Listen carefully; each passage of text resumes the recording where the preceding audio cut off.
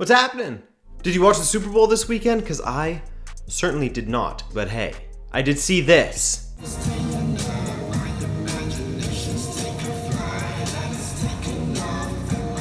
Wow. Stunning, no? Like always, we're going to hit the top 5 leagues in Europe, then rotate in a 6th mystery league this week to broaden our horizons. Wrap it all up in a nice little bow and call it a day. And hey, I'll be going live on Wednesday with another episode of Chat Back, so I need you guys to submit some topics for us to discuss together. It's so lovely when we do that together. We'll go live at 2:30 p.m. Pacific time, 5:30 Eastern time, 10:30 p.m. England time, or GMT. Cool? Speaking of England, let's start with Arsenal because the new boys looked offside. They looked good. Mkhitaryan looked a little bit closer to the Borussia Dortmund Mkhitaryan that we all knew and loved, while Aubameyang's finish, while looking totally offside, was beautiful. And it's got to be exciting for Arsenal fans as to what this Arsenal attack could be, given a few more games. Mkhitaryan's assist to Ramsey was in fact his first chance ever created in an Arsenal kit, so he started things off right, as he picked up a second assist later on to Aubameyang. But we also got to give love to Aaron Ramsey for his first Premier League hat-trick. By the way, his hat-trick goal was also assisted by Mkhitaryan. Also, Arsenal have now beaten Everton 96 times in the Premier League, which is the most wins that any team has over another within the Premier League. And 32 is the amount of times Alexis Sanchez lost possession against Huddersfield, though he did, eventually, convert for the first time for his new club. Also, Romelu Lukaku furthered his reputation as a flat-track bully as he scored his 12th Premier League goal from 25 appearances. I'm sorry, but I still don't understand why people defend him so aggressively when it's so clear that he doesn't show up in big games and only scores against small opponents. Was a clean finish though, I'll give him that. And with City dropping 2 points away to Burnley, United has cut City's deficit to just 13 points. Wow! Title race is back on, surely. Unlike Lukaku's clean finish, Tottenham vs Liverpool, at least for the officials in a somewhat different way, was not. In a match that saw 2 candidates for goal of the month for Salah and Wanyama, maybe of the season in Wanyama's case. But anyways, let's start at the beginning here as Jurgen Klopp went into this match undefeated against the Big Six in 12 consecutive matches. That's spanning 2 years, as his last defeat came in January of 2016 against top 6 opposition. Well, he extended this run, but I'm sure he wasn't happy with the result. First off, with Harry Kane's initial penalty, which was saved by Karius, thankfully, he was offside in the first place. But then again, Lovren apparently did touch the ball on the way through, so... Then, with their second penalty, that Kane did convert to tie it up, again, it was a soft penalty, as Van Dijk pulled out of a clearance and Lamela drove straight into his leg. And when I say drove, I mean dove, because there's no driving allowed in football, obviously. But hey, at least Liverpool hold on to their title as the most entertaining team to watch for one reason or another. If they had secured the 3 points, they would have been just 4 behind second place Manchester United, which is a little trippy to think about. No? By the way, in Spurs world, they cap off their tough 3-match run of playing United, Liverpool, and Arsenal next weekend when they host their North London rivals, and oh baby, that will be a good one. And it will be impressive if they come out of that run unbeaten, even if they did have a ton of help against Liverpool. Let's talk about the Belgian First Division. Hey! Gotcha, weren't expecting that, were you? As we do, we're rotating in a different league every week to expand our horizons in our goal to become globally aware, worldly human beings. So, here's what's up. Every team in the top 5, that's Club Brugge, Sporting Charleroi, Anderlecht, Ghent, and Royal Antwerp, failed to win this weekend. So that means that Club Brugge remains at the top with an 11-point lead over Sporting Charleroi. These two actually played each other yesterday, and if you thought the Liverpool vs Spurs match was exciting, this one ended 3-3, although it didn't have the same sort of late drama. Otherwise, in the league, 7th place Waasland Beveren got a big win over Royal Antwerp to join a middle pack of 4 teams all stuck on 33 points. Beveren's Isaac Kies Thalen scored the winner against Antwerp, which was his league-leading 14th goal of the season, as he has 3 more than second-placed goal scorer Teddy Chevalier from Kortrijk.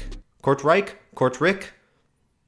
One of those. Speaking of Waasland Beveren, they actually host Club Brugge next weekend, which will be an interesting one because despite being 25 points behind the leaders, with a scorer like Thelen in the squad and with your boys unbeaten in their last 4 matches, hey man, An upset could happen. All right, that was fun. Belgium is a cool country. Go there sometime if you can. I went there when I was in high school. I got a job, saved up, and we went on a little World War II tour of Europe through France, Belgium, and the Netherlands. Good times.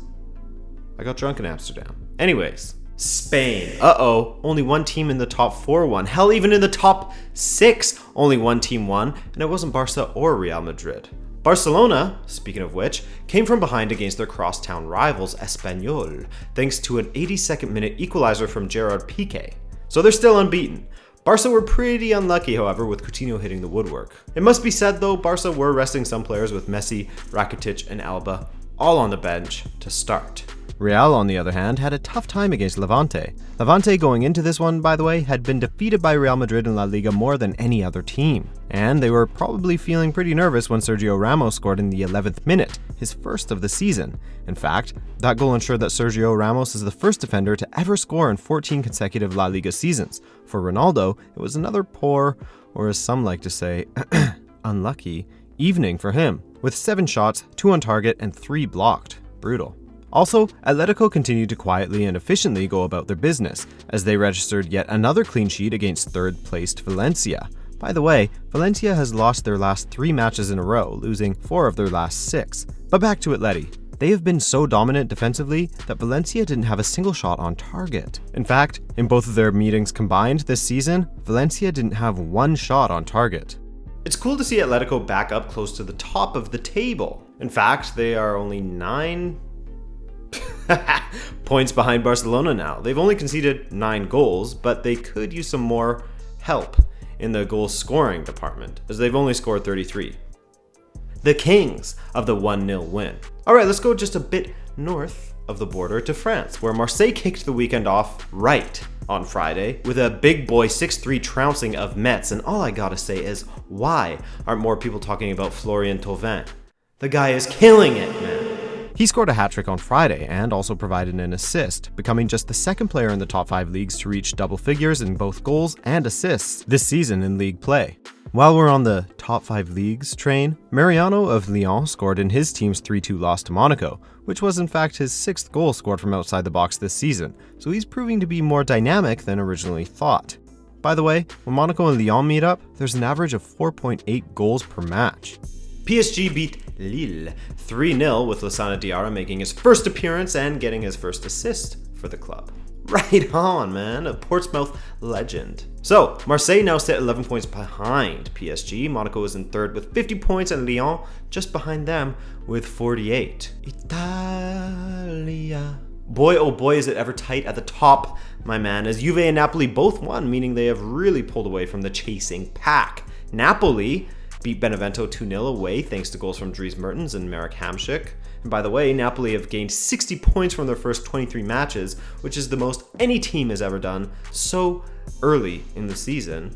Well, this early in the season, I should say, since Inter did it back in the 06-07 season. Speaking of Inter, they had their 5th draw in a row as they continue to be the boring boys after starting so promisingly. Roma got the win over Verona, and Juve were the big boys of the weekend as they slapped up Sassuolo. Slapped up Sassy. 7-0. Strangely enough, for the first time this season, they scored 3 in the first half, before Gonzalo Higuain finally awoke from his winter hibernation to score a 20-minute second half hat-trick. To be fair, he's scored in 3 straight Serie A matches now, so the boy is back after going through 11 matches with just 2 goals across all competitions. Germany, oh boy, I know exactly where I want to start. Borussia Dortmund fans, how do you like your new striker? And I ask that honestly, as I only caught the highlights from this one. What's wrong with my mouth today? But from what I saw, ya boy Bats looked good in front of the goal. Granted, Dortmund were playing against the bottom of the table FC Köln, but I mean, that goal that was disallowed that he scored, and frankly every goal he scored in this match was taken so well. He's very much a confident striker, as most are. He looks crap when he's lacking it, but when he has it, he's lethal. I mean, Thierry Henry, legend and assistant manager of the Belgian national team, said that Michy Batshuayi is the best finisher in the national team setup. That's huge words of praise coming from that man. So if he finds his form in Germany, he could be lethal. One match and he nets 2 goals and an assist. Not bad bats. You know what's crazy? After 21 match days, Bayern are leading the league by 18 points, which is the most a team has let them by at this point in the season. Bayern dispatched of Mainz 2-0 on the road with goals from Ribery and James Rodriguez, and James has been involved in 5 goals in his last 3 matches, with 2 goals and 3 assists. RB Leipzig new boy Ademola Lookman made an immediate impact with his new team as he came off the bench to score an 89th minute winner against Borussia Mönchengladbach. With that win, RB Leipzig leapfrogged Schalke and Eintracht Frankfurt into 3rd, just behind Bayer Leverkusen on goal difference. They both have the same amount of points. And guess what? That's it for this video. Sorry to Chelsea and Lazio fans as your teams played today, so I couldn't get to them, but enjoy the matches. If you enjoyed this video, then help us out by dropping a like, and I'll see you guys on Wednesday for some chat back. I'm Adrian. Thanks for watching. Go clean your room.